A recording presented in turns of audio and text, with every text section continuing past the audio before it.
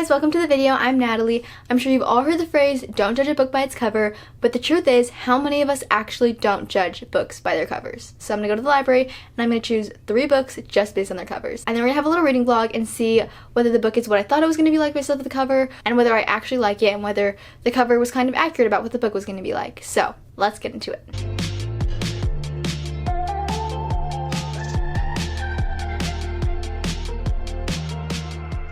I am back, you guys. Okay, I was at the library for a long time. I want to say I was in there for like a whole hour. It was harder than I expected because I was like, I'm not going to pick covers unless they're ones I like absolutely love. Honestly, this was good for me because I saw like a lot of books that I now want to read that I just probably never would have seen before if I wasn't busy looking at like literally all of the book covers. The first one I picked is this one. It's called The Beautiful. Here's the thing, I'm definitely most drawn to fantasy books. They're just the ones that stand out to me the most, and I'm like, ooh, for all of the fantasy books.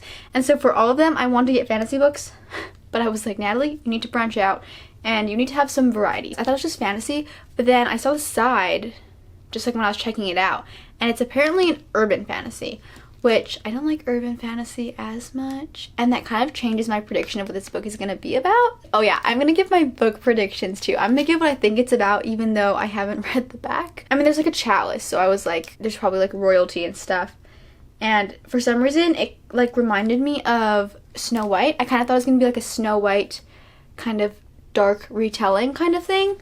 And like the title, The Beautiful, I don't know, fairest of them all, beauty and stuff. Okay, you know what, I'm gonna stick with that. My prediction, that is probably going to be totally wrong, is that this is going to be a Snow White retelling in a like dark urban fantasy way. We'll see. Okay, I'm gonna start reading it. It starts off with a poem on the side, which I love. Also, I really like this poem. To see a world in a grain of sand and a heaven in a wildflower, hold infinity in the palm of your hand and eternity in an hour. From Auguries of Innocence by William Blake. And then it has a French poem. Ooh, I'm already liking this. Something before taunts. Oh my gosh, page 1, and I'm already so off on my prediction. Okay, it takes place in 1872 in New Orleans.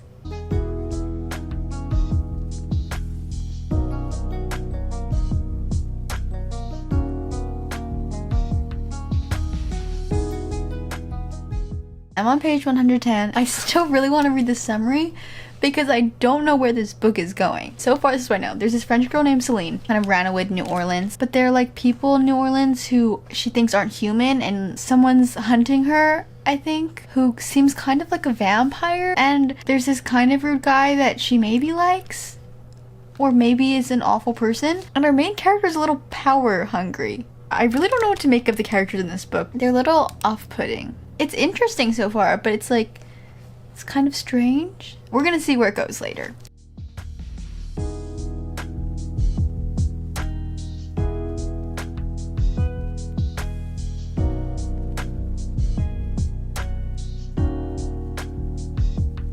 I'm a little over 2/3 of the way down with this book, and I finally see where this book is heading. I didn't realize how much I relied on summaries before. I think this is probably the first time in a very long time where I've been reading the book without having read the summary and knowing where it's going. I think it's a good experience. I think it's something I want to do more often, just because, I don't know, it's interesting to just be completely following along with the book and not know anything else.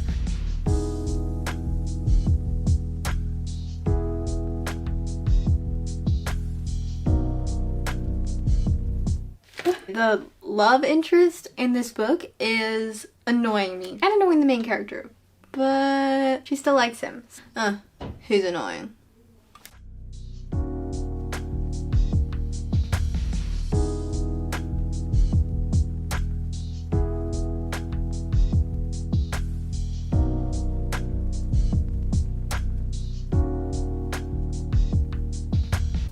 Yes, Celine. We love a strong female main character. We really do.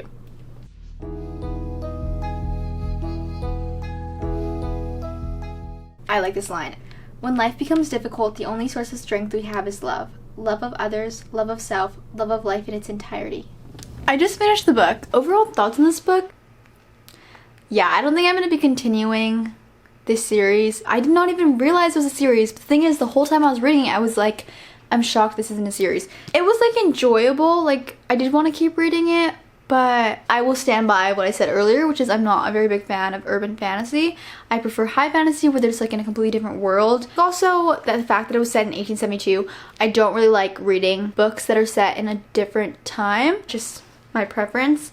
And also, the main character and the love interest, there was definitely like attraction there, but probably even by like halfway through the book they were saying they loved each other, and it kind of felt like insta-love to me, because the thing was, there were not even many like scenes of them together, and like the few times they did have together, a lot of them were really like deep moments, but I was like, this is not enough for love. I think it was also that it was, I don't know if this is how it is for other urban fantasies too, but I felt like it just wasn't super fantasy, not even just because it was set on Earth in like a real place, but I think because there were paranormal like fantasy things that happened in it, but I feel like there wasn't that much. It kind of seems like from the epilogue and stuff, it will show more of the fantasy side of it in the next books.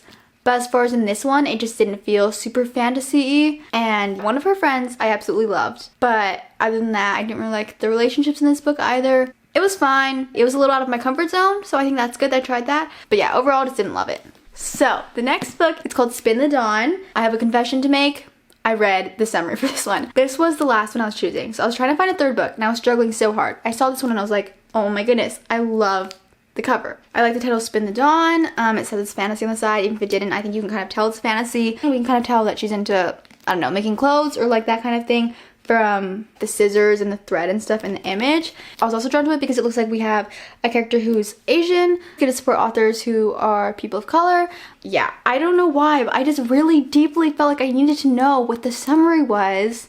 And so I looked at the summary. All that I read from the summary was basically that she's like a tailor and she goes into a competition to do something heroic. I don't know.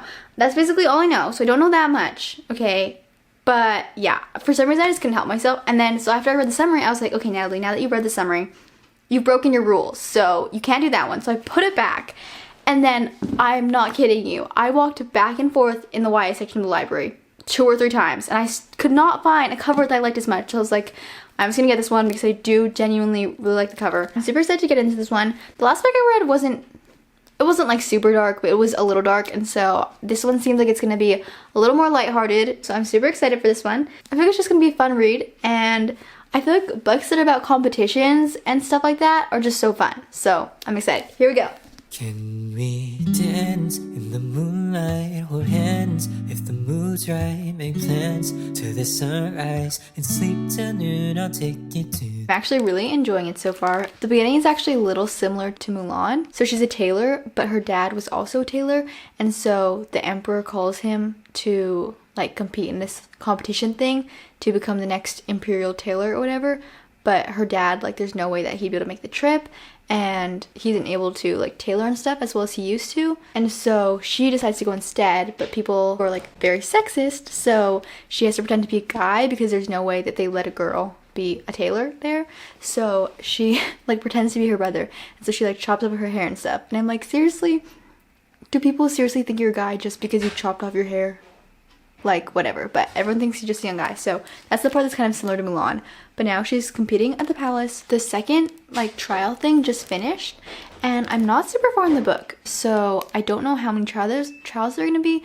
Maybe there are a lot, or maybe there's just other stuff that goes down after the trial. I mean, I'm assuming that she's gonna become the like imperial tailor or whatever, so maybe like the rest of the book also is about that too. We've met the love interest, and I like him, he's funny, so yeah, so far I'm really enjoying it. The beach, get our toes wet and leave after sunset, and I would do it all again, cause I don't want my day to end with always running in circles, trying to make up my mind. Should I ask you? I'm too scared to ask, but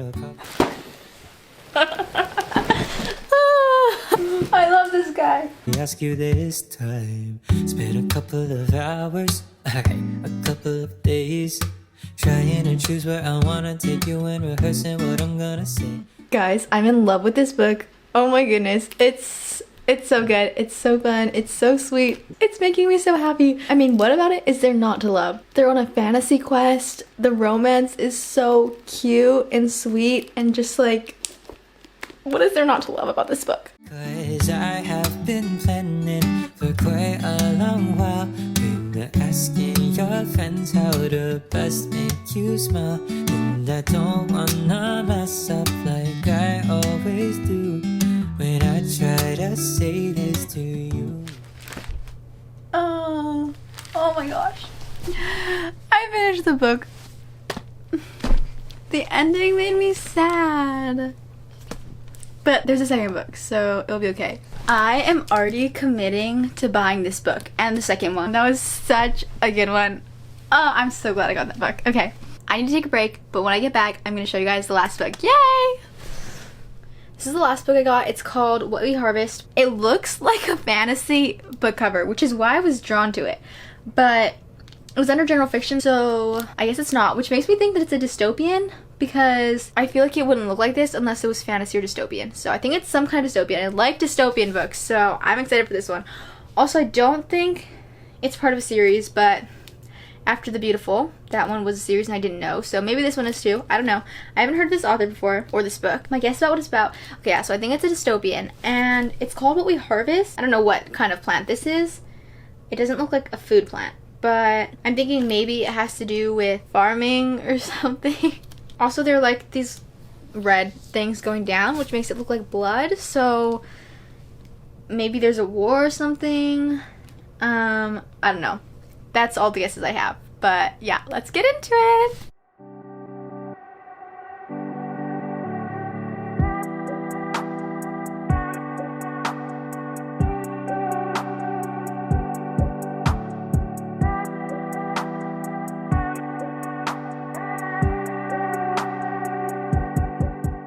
What I've gotten out of the first few pages is there's something called like the blight, the rot that's spreading through the land, and where she is especially, it's really bad, so they're kind of quarantined off from everyone else.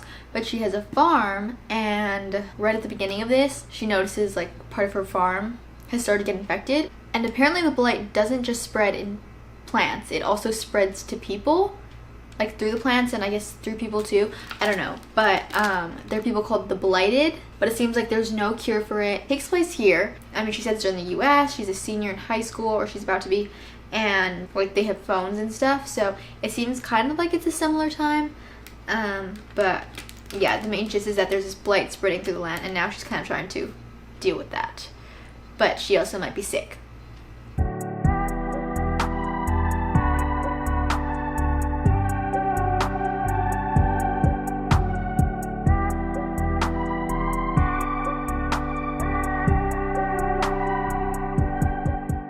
Okay, I don't know if it's because I'm tired, but I feel like the beginning of this book is moving pretty slowly.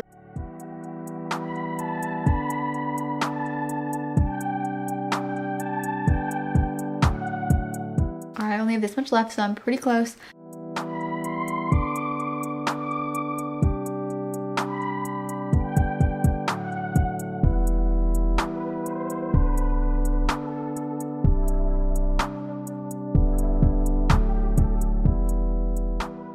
This is a good quote. It seemed to be one of the core tenets of alchemy, this idea that everything has a higher nature. But maybe the mistake of alchemy was assuming that higher nature always had to be silver or gold.